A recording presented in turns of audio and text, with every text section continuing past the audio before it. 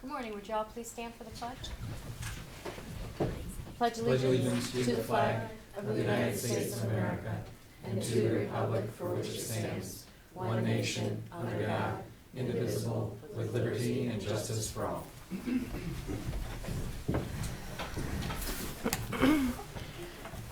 Heavenly Father, we beseech your divine guidance in this meeting. Keep us ever mindful of our obligation. Grant us, dear Lord, wisdom, tolerance, and courage, that we may well serve our county and fulfill our trust. Amen.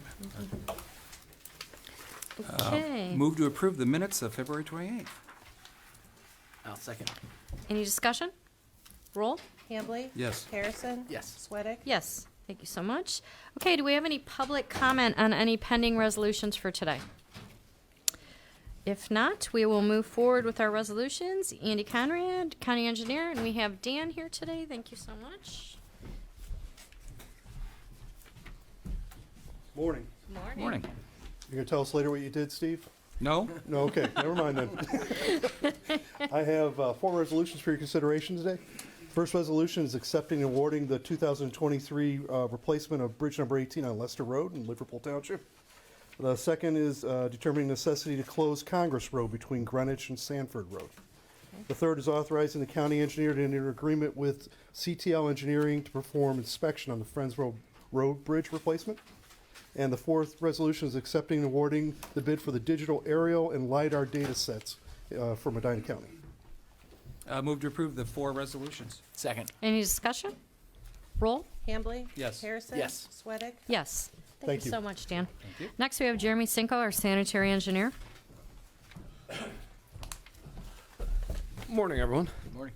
Hello. 2 resolutions for consideration today. The first is awarding the sewage system designer service contract for the 2022 home sewage system replacement project. And the second is authorizing the sanitary engineer to commence advertising for bids for the hauling and disposal of cake biosolids and hauling of liquid waste activated sludge and DAF float. Move to approve the 2 resolutions. Second. Any discussion? Roll? Hambley? Yes. Harrison? Yes. Sweattick? Yes. Thank you. Jeremy. Next, we have Shannon Ryan, our Transit Director. Morning. I just have one resolution for your consideration, authorizing the advertisement for request for proposal for supplemental transportation services from Medina County Job and Family Services Program. Move to approve. Second. Any discussion? Roll? Hambley? Yes. Harrison? Yes. Sweattick? Yes. Thank you so much, Shannon. Next, we have Holly Murin, our Human Resources Director. Good morning. Good morning. On our personal changes resolution today, we have 4 new hires, 2 in sanitary, 1 in IT, and 1 at office for older adults. 1 transfer between agencies to IT. 14 rate increases, 6 in sanitary, 5 in job and family services, 2 at office for older adults, and 1 at dog shelter. 2 resignations, 1 in IT and 1 in sanitary, and 1 retirement at county home. Move to approve. Second. Discussion? Roll?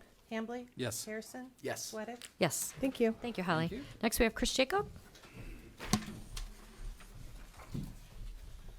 Good morning. Good morning. First resolution this morning is amending the annual appropriation resolution by increasing or decreasing appropriation levels. These are for juvenile court to credit back prior year encumbrances that have been sent back to the auditor's office. Next resolution amends the annual appropriation resolution by transferring appropriations for Medina Municipal Court, the Courthouse Project Fund, Adult Probation's J-RIG program, and the 40 Prosecutor's Office. Next is a revenue adjustment for Bond Retirement Fund, Sheriff Donation Fund, and Job and Family Services. Next resolution is performing an expenditure adjustment for the Adult Probation Department. Next resolution authorizes a cash transfer for Title 4D to the General Fund. Next resolution authorizes a transfer for print shop services delivered during the month of February to various departments. Next resolution approves the transfer of Medina County inventory between various Medina County offices for reutilization.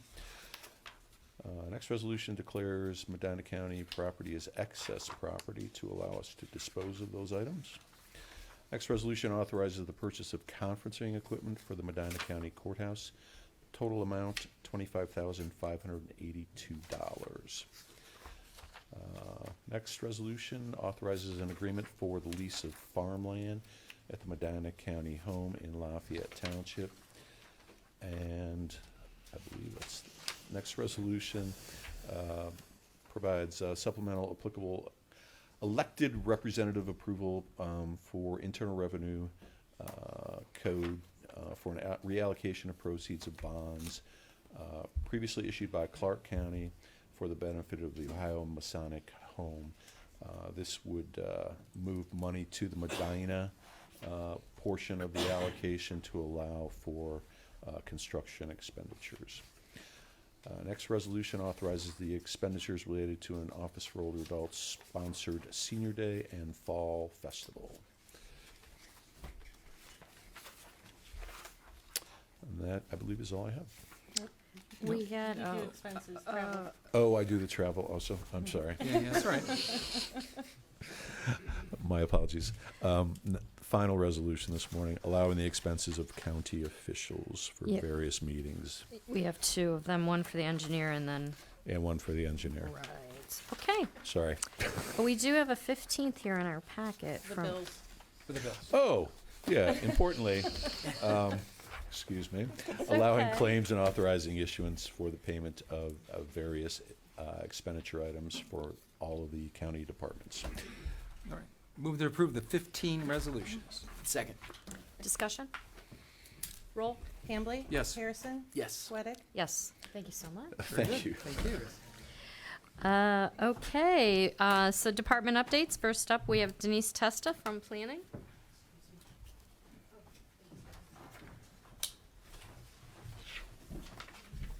Good morning. Good morning. Do you mind if we look at a resolution quickly Not at all. Sure. first, and then I'll jump into the report. So I have for your consideration the resolution authorizing myself to request qualification and proposals for the submission of a Community Housing Improvement Program grant, also known as CHIP. Move to approve the resolution. Second. Discussion? Roll? Hambley? Yes. Harrison? Yes. Sweattick? Yes. Okay, thank you. So we are starting out March very strong with a concept plan considering a concept plan in Brunswick Hills. So we're very excited to review that. For our April Planning Commission meeting, we have 2 text amendments that we will review, one in York, one in Liverpool, as well as 3 replats. I don't know if we've ever had 3 replats in one meeting, one in Montville, one in Liverpool, and one in Hinckley. So regarding our 2020 Community Development Block Grant Program, we worked with Lodi, the Village of Lodi, and determined that the additional funding that we had, or the funding that we had available that was earmarked for the fountain, will go toward the playground. That playground, we visited it last week, and it is being installed right now. Cool. And it looks great. Good.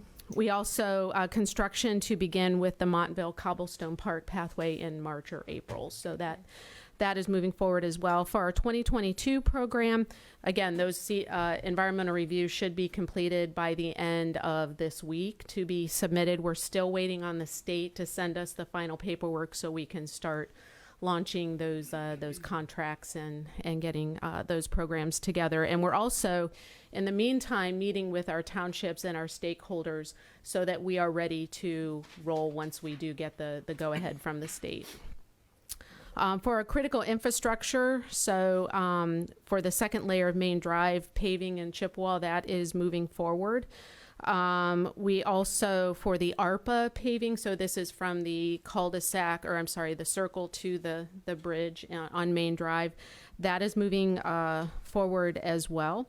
The Lodi Park Community Bridge replacement, so we are meeting with Lodi today to launch that project as well, which we're very excited.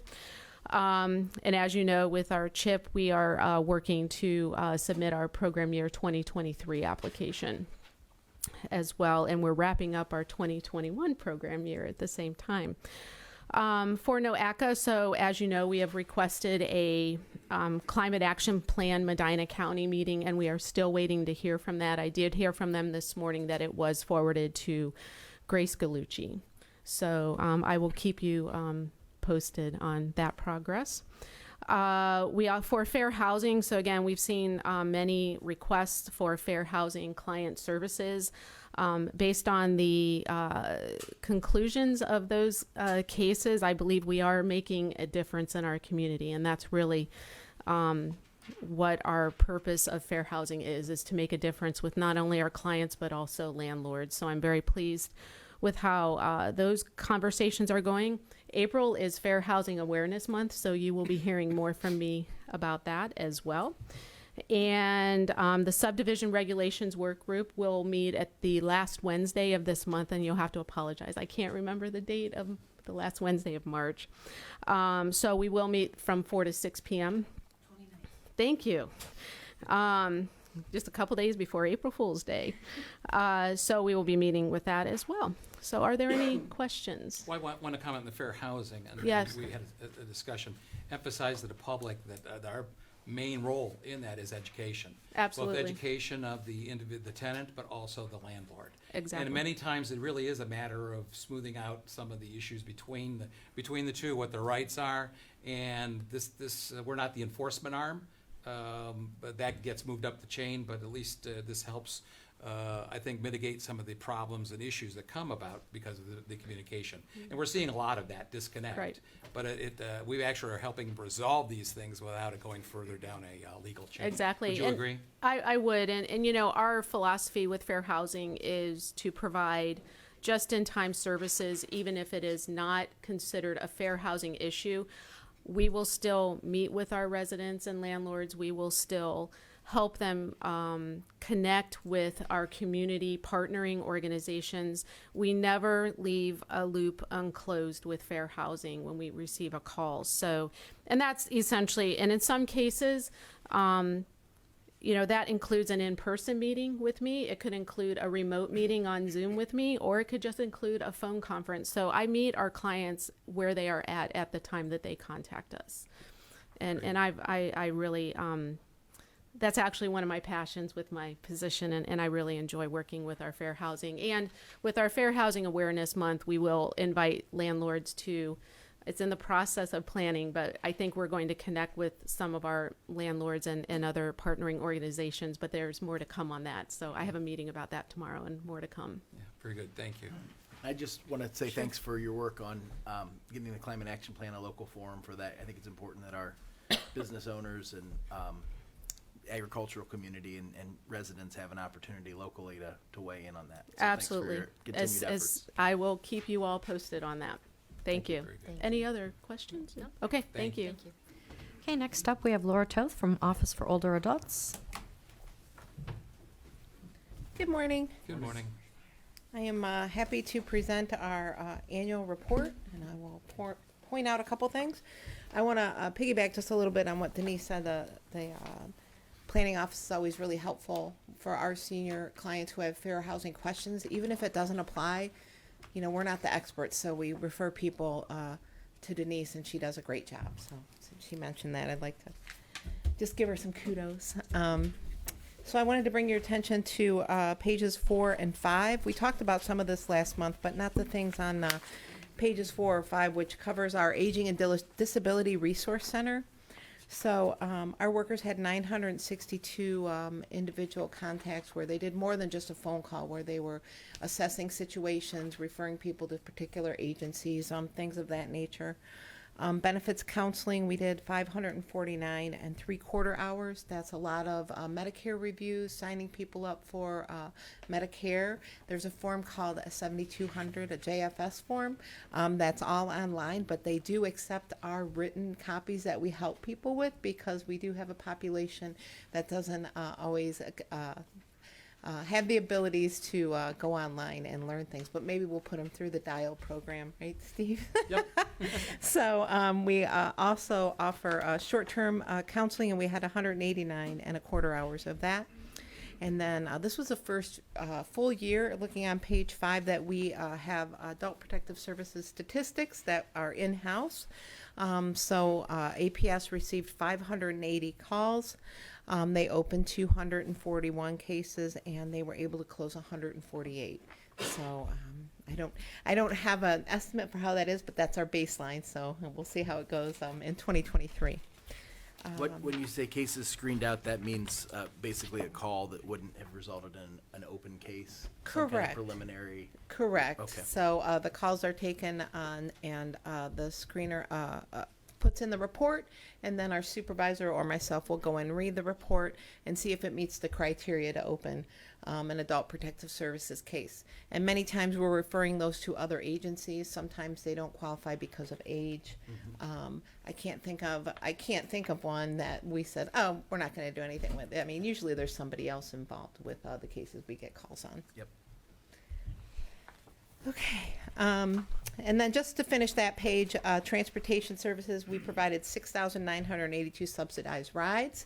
I'm anticipating that number will go way up with the change in how we are calculating transit services and the opportunities to grant fund those rides. We do get funding for about 8,000 rides, so I think we're going to hit that and probably have to supplement it with local funding in the future. But currently, we locally fund loop rides. That doesn't go through our grant, so I'm hoping we can just transfer that money to supplement the rides that will be the new system of transit. And finally on that page is outreach services. Those are our workers that are going into the home, assessing people to sign them up for transit, sign them up for home delivered meals, or our congregate program, and there's 757 hours of that service. So you can take a look. We're really happy with the work that we're doing, and the look of our annual report. It pays to have people who are well educated in how to manipulate reports, or not manipulate, but you know what I mean. So it looks good. That probably wasn't the right word to use. Moving on. The Brunswick Senior Expo took place the day after I was here last month on February 8th. It was really successful. We had 348 participants and over 50 vendors. It was great to see the commissioners there, and there was also a commissioner's booth, which was very nice. We are in ongoing discussions and preparations for the opening of the Wadsworth Cafe. We are interviewing this week for the positions that need to be filled and figuring out the business side of the operation, as we may have to open a separate nonprofit because of business taxes that we have to be charged. So we're trying to figure that out. I know that Tommy Condosta got the agreement that adult probation has with Serenity, and see if we can model off that, and is also reaching out to other community members who have opened such an operation. So hopefully we'll be able to get that done rather quickly. Construction begins on the south entrance of our building next week. Although we've already started some construction, as a small storage room within our agency had to come out because of needed repairs. So maintenance is taking that room out probably as we speak. We just put up signage this morning to notify seniors of the entrance closure starting sometime next week. That is right by the lot where all the handicap parking is. So we will have to let people know that they'll have to walk around to the main entrance. And of course that will flip once they start on the bridge, then everybody will be coming in that entrance. St. Patrick's Day is coming up. We'll be celebrating in Brunswick on Thursday the 16th and Medina on Friday the 17th. And then the next day is the first big fundraiser for the Senior and Adult Foundation, which is our Giving and Style fashion show and brunch. And that'll be at Blue Heron on the 18th of March. Any questions? Now, this week you started some digital education. Yes, classes. absolutely. So yesterday was our kind of mini kickoff to the DIAL program. The major kickoff will be in May when all of the libraries become involved in teaching. But we did have seniors sign up, and really I'm just trying to strike while the iron's hot and get it going because we started computer education. Along with DIAL, we started a program in January. So now we have the DIAL program on Mondays and another computer program on Tuesdays, and it's going extremely well. We had 5 people yesterday. There's a little bit of short notice because we weren't sure if it was going to go forward. So I'm anticipating doubling that, classes of 10 to 12, which we like at about 12 with the one-on-one education that we provide. Everyone in the office wants me to sign up. Desperately. You are more than welcome, Commissioner Sweattick. Is there an advanced intervention for people who need some kind of extreme? We do have one. Intervention. We do have one-on-one classes, and one of our instructors will go into the home even. So we have options. I know for a fact you're not at a beginner level. You Thank at least, you. Okay. Thank Yeah. Maybe just I don't know about above beginner, but still you're not at that lowest level. Thank you so much. Any other Thank you. questions? It's great stuff. Okay, have a great month. Thank you, Laura. Okay, next we have OSU Extension, and I have Kyle White down, but I don't see Kyle, so please state your name. Hi, everybody. I'm Sierra. I'm the 4-H educator for Medina County Extension. And today I'm talking to you because it is Ohio 4-H Week. And today in Medina County, it is Tell a Friend Tuesday. So we are rapidly expanding 4-H in Medina County, as it is one of the world's largest youth organizations. The mission of 4-H is to provide meaningful opportunities to youth and adults working together to create sustainable community change. This is accomplished with 3 primary content areas, or mission areas: civic engagement and leadership, healthy living, and science. In short, to make the best better. In Medina County, we have 46 clubs, which is our community club model and our special interest clubs, where young people learn through hundreds of different 4-H project areas and hands-on experiences. If you attend the Medina County Fair, I'm sure you know a lot about our cows, sheep, pigs, and other livestock projects, but I wanted to let everyone know we offer over 200 different project areas in Medina County 4-H, including sewing, cake decorating, cats, mowing is a new project, which we're excited about, and many, many more. Last year, we reached 3,375 youth in Medina County, and our goal is to reach 1 in 7 by 2027. So I brought you guys some pins. And please join us in 4-H today and tell a friend about 4-H. In Family and Consumer Science with Aaron Ruggiero, there is continued partnership with the program WITS Workout, which is a memory program for older adults at the senior centers in Medina County. We are excited that she will soon be offering Zumba classes when we move into our new office to help with community health, and continue to offer programming in parenting when it's needed. In community development with Kyle White, there is work being done with the Rotary Club on many projects. There are partnerships created with Cups Cafe, focusing on workforce initiatives with youth. There's continued effort being put towards our solar panel project at the new office site, and work being done with Rebecca Rack at the Lodi Family Center, focusing on Cliff Strengths Explorers for Youth. In agriculture and natural resources with Ashley Kolhanek, they are leading the charge of Medina businesses, tree service persons, and the public about the spotted lanternflies that have been found in Lorain and Cuyahoga County. They held trainings in partnership with the parks this January that had 40 attendees. 2 spotted lanternfly traps have been given to the parks to deploy and help us monitor the new infections. They will have 14 programs scheduled in the next 2 months on gardening, invasive species, and plant health programs. The Master Gardeners partnered with the Home and Garden Show on native bees and birdhouses, and they will again be bringing the Bug Zoo to Earth Day. They'll be finishing our round of 3 pesticide applicator training for certified farmers and license holders to renew their licenses, and they're on track for another busy year. Do you guys have any questions? Are you guys getting ready for your move? Yeah, we're hoping so. Yes, so we're Exciting. packing and unpacking and repacking. So. Yeah. Okay. I just want to say I've got a house full of, I'm 4-H alum myself and 2 proud members of the Model Railroad Club in my house. So we're big supporters, and I think any youth who can get involved should get involved in the program. So Yeah, I agree. thanks for all the good work. Thanks, guys. That's one of my favorite things at the fair, actually, is the model It is the train. train, This yeah. place. I think what the kids put together is really neat. Big draw, it yep. is. Yeah. Thank you. Thank you. Okay, we do have a commissioner's resolution. We are appointing members to the EMA Executive Committee. The commissioner representatives will be Colleen Sweattick and Aaron Harrison, and the commissioner's non-elected representative will be Kevin Ross from the Sheriff Department. Move to approve. Second. Discussion? Roll? Hambley? Yes. Harrison? Yes. Sweattick? Yes. So with that in mind, we are also doing a resolution revising our county commissioner appointments to various committees and areas of responsibility for 2023. Move to approve. Second. Discussion? Roll? Hambley? Yes. Harrison? Yes. Sweattick? Yes. Okay. Next, we have public comment. Do we have any public comment today? Okay. Next, we will go into discussion session. You wanted to be up first, Shannon?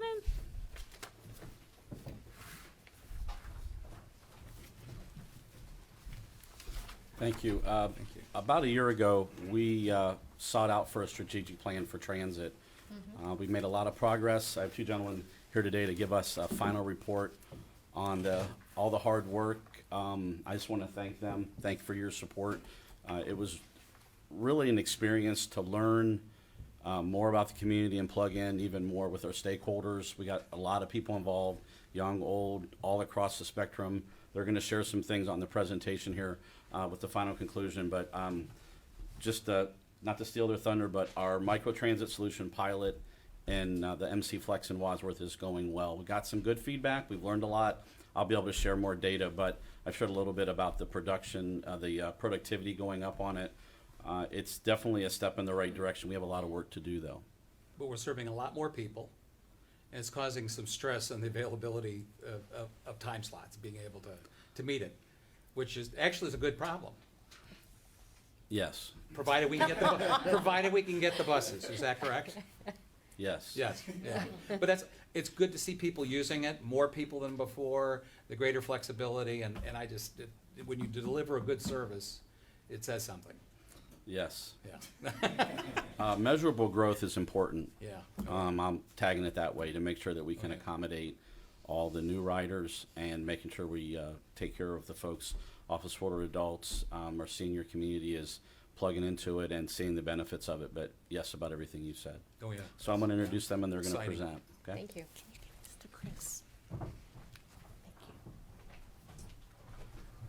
Thanks for having us today, Commissioners. We will do a brief PowerPoint presentation. I know a lot of us in this room are already familiar with the project, but for any of you who have not heard about it before, we're happy to go into as much detail as possible.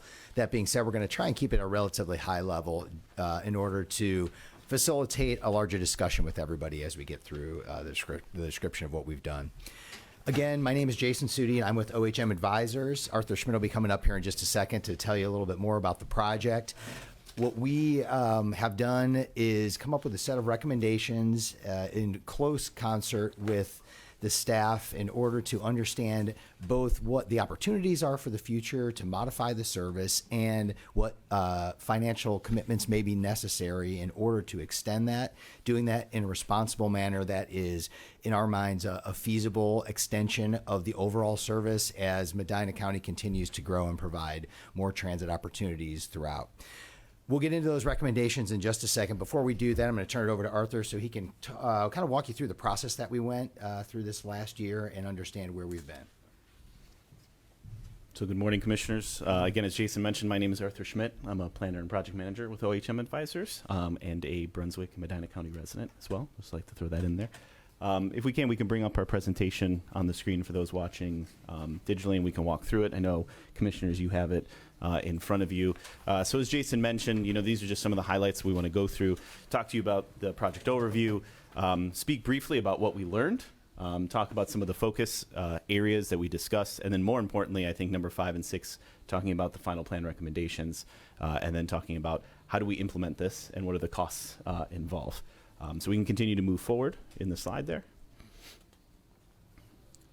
One more. There we go. So again, the purpose here was to develop a long-range plan. We want to keep it grounded. So when we develop these strategic plans, that 10 to 15-year mark is really what we feel is realistic. And so in this case, we wanted to keep it to a 10-year plan. We want to look at different ways that the transit agency could grow, what makes sense in terms of growth. Growth is not just growth for the sake of growth, but what makes sense for Medina County in terms of growth. We want to look at how do we compare, how does Medina County compare to other regional transit agencies, on our partner transit agencies around Medina County. Looking at new technology. New technology is coming on board daily, monthly, hourly sometimes even. So how do we get ahead of that? How do we utilize that to the best of our ability? And then at the end of the day, how do we promote equitable mobility options for the Medina County residents? We can go to the next one. Actually, you can go to the next one as well in the slide. So in general, this was roughly a 14-month process. We started back in January of 2021, going through a series of steps in terms of launching the project, understanding the existing conditions, engaging with the members of the county, the community members, engaging with stakeholders, engaging with the commissioners, engaging with the transit stakeholders, a wide variety of stakeholders before developing our recommendations and coming before you here. Next slide. So a couple of these sites here start to show what are the existing routes, what are we serving currently. So again, before we can move forward, we got to understand where we're at and how it's working currently. So the map up on the screen and what you see in front of you starts to talk about what the current transit routes are. 6 existing fixed transit routes serving the larger counties, and then the remainder of the county is served by the on-demand response service. Next slide. In our analysis, looking at the existing transit route, we started to look through, what are we serving? Who are we serving? How well are we serving? So we went through a series of analysis, really understanding a scoring system, understanding existing conditions. We looked at population density, low income density, senior population, school, and then just density of individuals who might have a disability, and start to score that and understand where those populations lie within the county, and start to overlay that with the existing transit route services, and even looking forward to what some of those proposed transit route services could be. Next slide. These next ones start to break down some of those overall maps that I mentioned. So first, zero car household. So again, these are individuals who do not have a car within their household. So presumably relying more on public transit for their mode of transportation. This was critical for us to understand because it starts to talk about where are we servicing right now, where do we might want to service in the future, and some of this started to give us some ideas of, again, future existing routes and how this interacts with our recommendations. Next slide. This one was probably, I think, internally our favorite map between us and the transit agency, because this starts to look at the on-demand service and starts to look at where are the common stops, where are the common pickup and drop-off locations as it relates to the on-demand and the fixed route systems. So as you can see on this map and in front of you, commissioners, we start to see the groupings of where those high-demand areas are. This was very informative for us as we went through our engagement with the community and the stakeholders, as well as into our recommendations, because it started to outline to us where does it make sense for our fixed stops, as we'll talk about in a little bit, the microtransit, where does it make sense to have our microtransit bubbles and service areas. Next slide. One of the other pieces, and Shannon started to allude to this earlier, is operations, right? So in order to function the transit system, we also understand that there's operational procedures, there's costs associated with that. So we wanted to start to understand in terms of routing, in terms of operations, efficiency with staff, efficiency with buses, and all of that going into what our recommendations would be. Next slide. Now, as we come to our recommendations, we started to group it into 5 categories, and we'll break it down here just briefly. First, marketing and branding. Second, service changes. Third, capital investments. Fourth, agency operations. And then lastly, technological improvements. Next slide. Yeah, in order to move forward, what we did was to not only categorize those into those broad categories we just mentioned, we also started to look at near, mid, and longer range recommendations. In the full document that we've prepared, you'll see all of that. Today, we're just going to give you a high-level overview, and again, happy to answer any questions as we get in there a little further. One of the things we talked about throughout, which seems maybe a little more lightweight than some of the issues of physically getting people on the vehicles and moving them around, is the idea of marketing and branding. That is very important in all of these agencies, including here in Medina County, even though it seems secondary. In some ways it can be primary due to the fact that oftentimes people are unaware of the fact that a service even exists and are unaware of seeing those vehicles as they move around the community, which are sort of, your own opportunity for a walking billboard. One of the great things about this pilot project that we're doing and other subsequent potential projects is it gives us an opportunity to sort of reach out, if that's a word, to the community and educate different potential users and those who are already using the system as to what the system can do and the opportunities that we can find. If we can just pop that right back up, because we'll head to the next one. You can see that there's a list of those potential marketing and branding opportunities, and some of these are already underway, and the fact that we've been helping with preparing some news releases and materials in order to inform those who have the opportunity to use the new system, the pilot program, and we believe we can continue that and expand that as we go forward in order to make the whole system a lot more visible. If we go to the next one. Infrastructure and capital improvements, again, short, mid, and long term. The first thing, and Shannon will be, I'm sure, happy to regale you with tales of some of the challenges to vehicle purchase at this point. That being said, in the context of that, we know that vehicles are and will become available even with the challenges that are undergoing, and purchasing some of those mid-sized vehicles in the short term is a real opportunity for us to allow expansion of those services that we're piloting now. Going forward, start to think about these pilot EVs and chargers. We know that we're moving into a new era of power for vehicles and understanding how we need to keep up with that. And then, of course, long term, we have these opportunities for different things, shared park and ride facilities, adding dedicated stops. And I think one of the biggest things for us as planners who do both transportation work and land use planning is an opportunity to merge those together and think about how we can be best developing new opportunities in the county and serving those and those people who are most in need of that transit service. In the next category, technology improvements, this has really enabled us to transform the way we think about systems overall, and particularly in systems like ours where we have a very large service area. That's always going to be a challenge when you have a limited amount of vehicles. In order to service that large area, we now can turn to technological advances which enable us to do things like this pilot program. This pilot program which allows people to more readily get rides in different locations and access those through technology. When we didn't have app-based approaches, and we have used this for a long time and continue to, it requires phone calls. It requires a much more arduous individual labor investment, whereas now we have technology, it just allows us to do a whole lot of new things, and that's what we're trying to encourage. This also allows trip planning, which is pretty neat because, once you get into these technological advances where people can think about when they want to go places and how they can get there, it starts to integrate different opportunities that they may have besides just the transit. The next one, service changes. Do you want to address this specifically? I think so you have all the details on how it's going, so I think you're the best person to fill everybody in. I'll talk about some wins right away. And Jason kind of touched on it. We've been, with the community outreach we're doing, more folks are finding out about it. That's just the first win. I like to say that's the greatest thing about this. We're finding that there's much more productivity on the routes. In other words, the bus is running with people on it and not running a route that's empty. In transit talk, it's basically, passengers per revenue hour is going up. It's going to help us. Another win is the fuel mileage, lowering the mileage. The barriers for this is just the learning, right? It's us educating the public, getting people more comfortable with the system.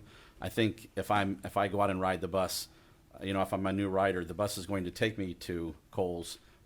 Can I get back? That I talked to folks and they said, yeah, they'll get me there. Of course, we're going to get you back. So I think they're finding a lot more comfortable with it. But no, it's just been a win all the way around. The pilot program is, 4 weeks in. We have a couple of more months to figure out how we modify some things and move forward. We're learning some things about vehicle capacity. Steve touched on it. Many folks want to go at that first trip, and that is a challenge, but we're working through those. So. Well, I think one of the issues too is there's individuals that have been well served by the fixed routes. If they live in a facility that's basically has been on a fixed route, they're used to walking out their door and catching a bus, and they know the routine. Unfortunately, it doesn't serve the rest of the community. So if we're shifting to this model where there's greater flexibility and serving more people, they no longer have that, I'll just say that fixed route mentality. Predictability. And they feel that they've actually lessened their amount of service. And it's really, if they had no service at all, this would be, they'd embrace it. But for those that are basically felt like, well, I could just go out my door once an hour and I'll catch a bus, that's not the way it works anymore. And so they might feel, and I think so it's working through, as you say, the technology, but also managing expectations.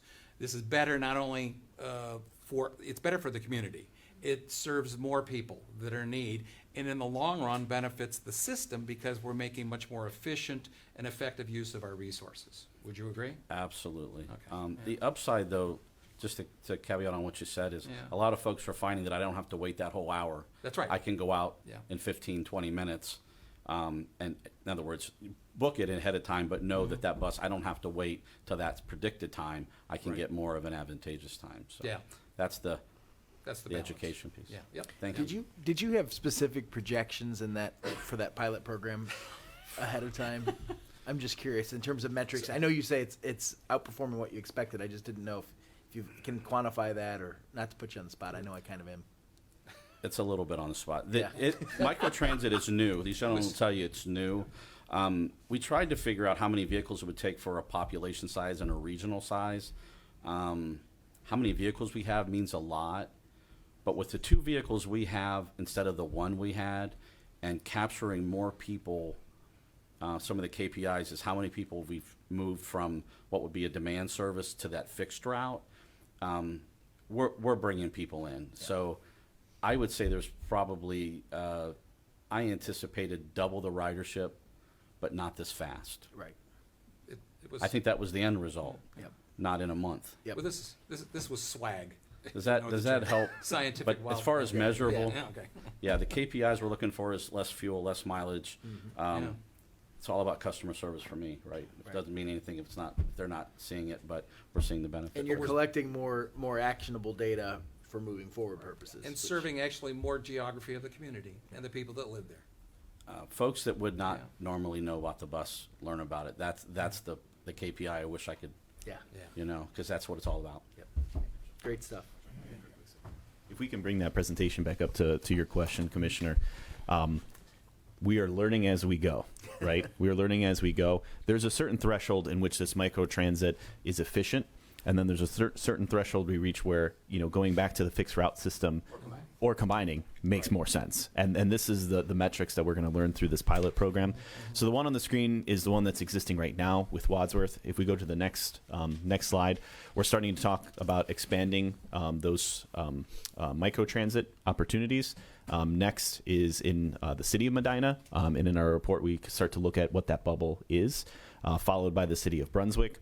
And then kind of in early 2024, one of the things that we are recommending that we've seen is kind of this fixed route system between Brunswick and Medina, because through our engagement, that was one of those fixed routes that was called for, that was widely discussed in our conversations. And so all of this, again, is very flexible, very malleable. It's learning the data, seeing the data, understanding what it's saying to us, and then being able to kind of shift as we get that information. These bubbles that we're talking about for these microtransit can start to be malleable, move in certain ways based on where the demand is going. But there is a certain threshold that gets reached where looking at that fixed route system, or as Jason's just mentioning, the combined system makes more sense. If we go to the next one, again, this starts to talk about those service changes, medium and long term, talking about how do we continue to refine the fixed route loops, how do we reduce the time that you have to reserve for the microtransit, and in the long term, what are those hours? What are those fixed routes between the cities? What are those regional fixed routes with partnering transit organizations, GCRTA, down in Summit, Akron Metro, those organizations, and others. So things that we can start to look out on in terms of connecting Medina County to the rest of the region. Next slide. And then staffing, I think this goes without saying, but as we start to increase the microtransit, as we start to increase the fixed routes, understanding what that level is, the right staffing level, both internally to the organization as well as the bus services, is something we need to examine. So in the short term, looking at what are those driver and administration levels, and then in the medium and long term, again, what is that cost benefit analysis of having a certain amount of staffing for the agency related to performance, related to cost, and so on. Next slide. This is a graphic representation of all of the recommendations that we're starting to talk about here. This is really for Shannon and for staff to kind of use this as the barometer, put this up on the wall, and use it as motivation in terms of the implementation tactics going forward. If you go to the next slide, we start to break this down a little bit in terms of near-term and long-term costs. So taking that graphic we were just showing you and putting it into real terms. So what is that in 2023? As Shannon was mentioning, it's those vehicle purchases.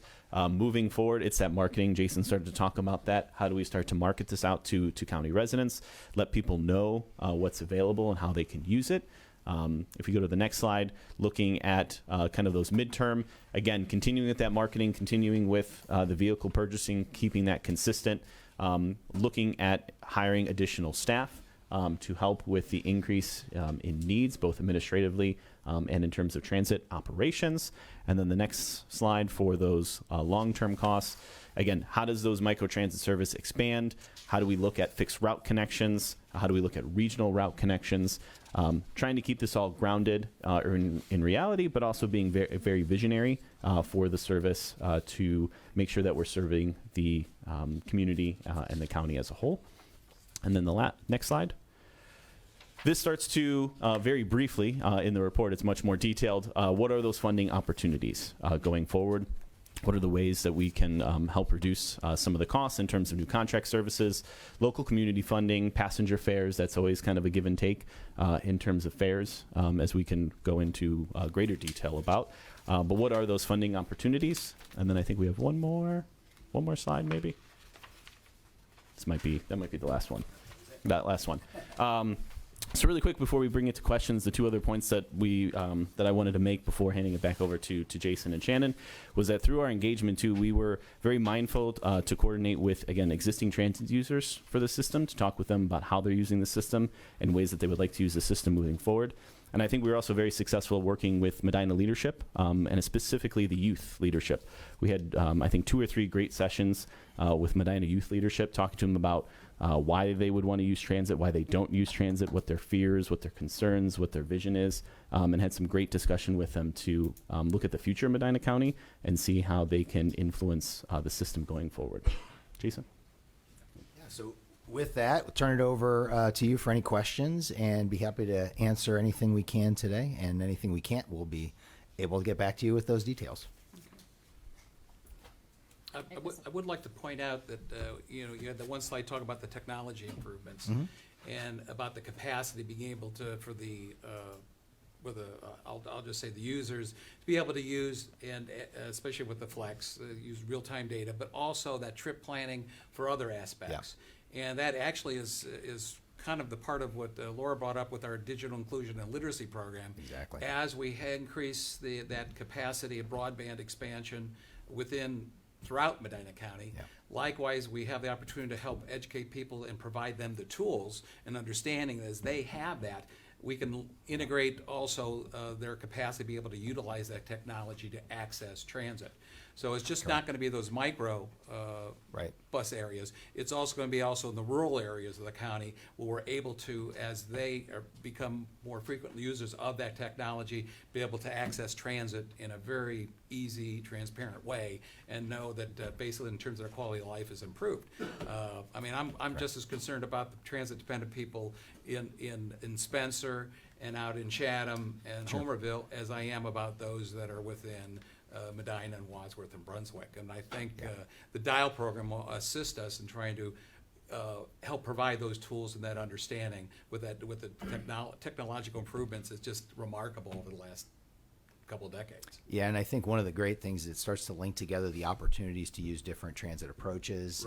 As was mentioned, for the longer not super long term, but I guess midterm recommendation with a fixed route from Brunswick to Medina, then you could allow or by using the technology that allows you to plan a trip where you can access that fixed route from elsewhere in the county if you're not right along there, thereby really expanding your ability to get to a lot of different places. So we'll continue to refine it.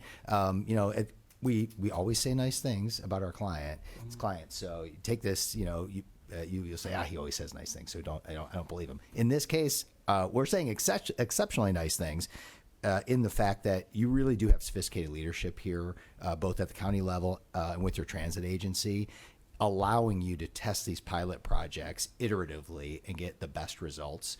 And I think you're going to see that not just the changes that are in the immediate future, but as this transit system expands and grows over the next 10 years, that you're going to be in as good or better shape than in any comparable agencies that we're looking at around the state. So I think it's worth really commending the leadership of your group, your own, and the staff that you've assembled, because it's been a really great project for us. And I would put out, we're still working with the Amish in Homer Township too also, right? Yep. Providing services. So this, obviously, the technology affects them less. Right, but we right, still right. are able to provide the services to them as needed.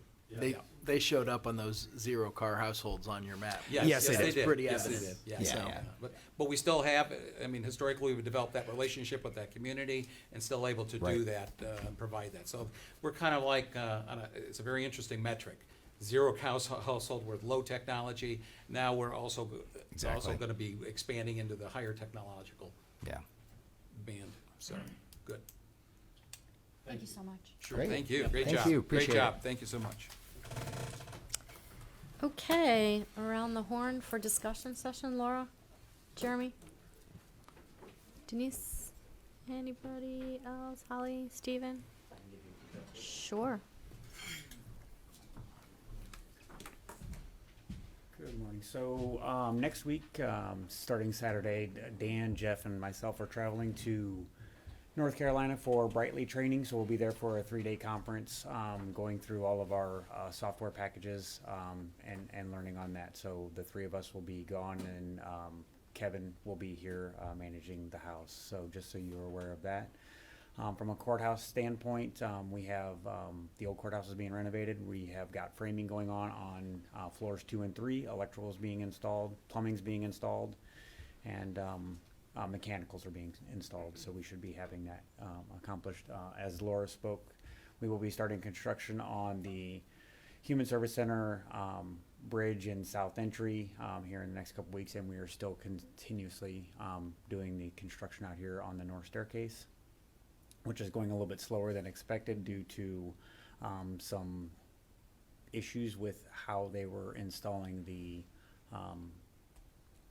support wire and hydronic tubing for the heated steps. And then 4046 we are painting currently, and then carpeting will be coming in soon. So we should be, we're done with all of the heavy carpentry and all of that. So we got Good. doors still have yet to Can't come wait to in. see it. So I think the end of the next couple weeks here, we'll have doors coming in and then get those painted and accomplished. So just a quick update. Thank you so Great. much. Thank you. Okay, anyone else? Steve, do you have anything? Yeah, first off, as we're aware that we had a proposed EMA agreement. We currently are operating under the Resolution 90-39. In terms of organization and structure, we had proposed an amendment agreements to that. We've had 2 communities respond, Chippewa Lake, I believe, in Wadsworth Township. But they've also been asking for, in a format, because we put it as draft, a format that they can actually act upon. Right. So I presume that we can go ahead and send them in a format that they can, and I would urge that we go ahead and proceed and we're take sending it action. out to all the Sending out to- townships correct, and as well visitors. as the Right. municipalities. Okay. And I know Aaron will be scheduled now with the changes in representation. We'll be meeting with Brunswick then.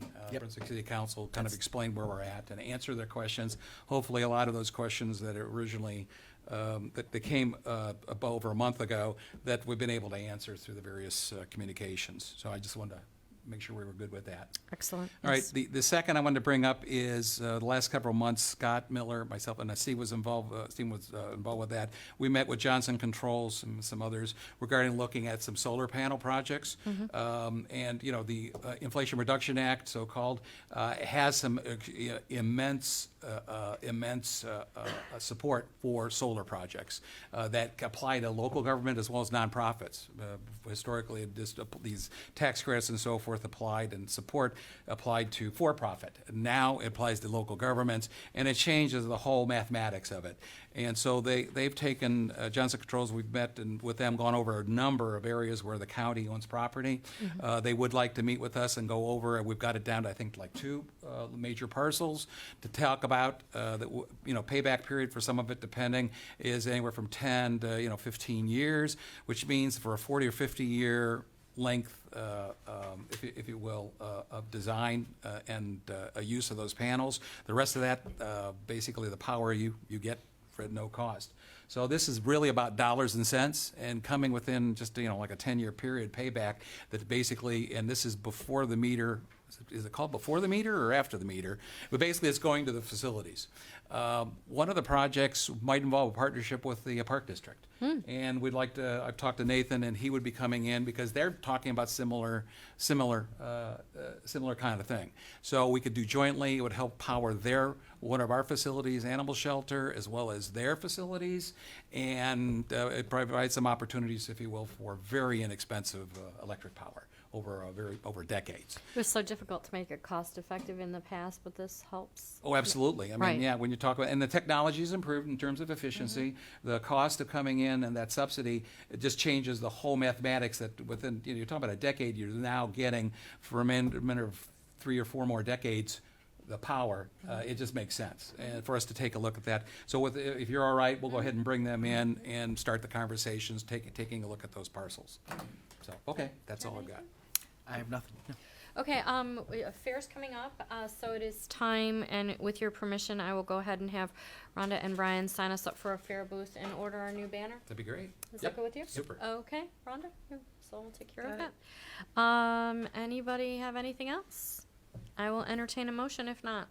I move we go into executive session to consider the compensation and employment of a public employee and to consider the sale or purchase of real property. Second. Roll. Hambley? Yes. Harrison? Yes. Sweattick? Yes. Have a nice week, everybody. We will not be back on camera. Thank you.